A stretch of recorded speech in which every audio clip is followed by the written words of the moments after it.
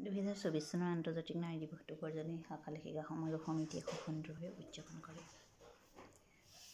নাট্যকাৰ নীলিমা শইকীয়াৰ বাটৰ নাট সংকল্পৰে অনুষ্ঠানৰ শুভাৰম্ভণি কৰা হয়।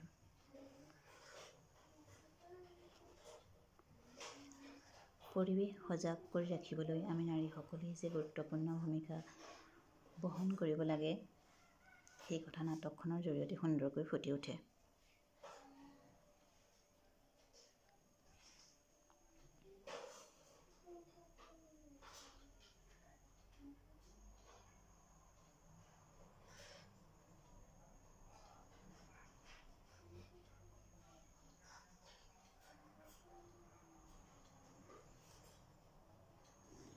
ধেমাজি জিলাৰ প্ৰচাৰ বিভাগৰ সম্পাদিকা বন্দনা দত্তই সাম্প্ৰতিক সময়ত নাৰী দিৱসৰ প্ৰাসংগিকতা সম্পৰ্কে বক্তব্য ৰাখে।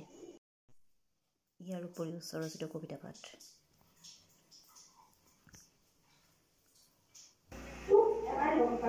গীত পৰিৱেশন আৰু জাতীয় সংগীত পৰিৱেশনেৰে সভাভংগ ঘোষণা কৰা হয়। বন্ধু বান্ধৱীসকল, ভিডিঅ'টো চাই কেনেকুৱা পালে জনাবলৈ নাপাহৰিব দেই। আজিলৈ আহোঁ, বাই বাই।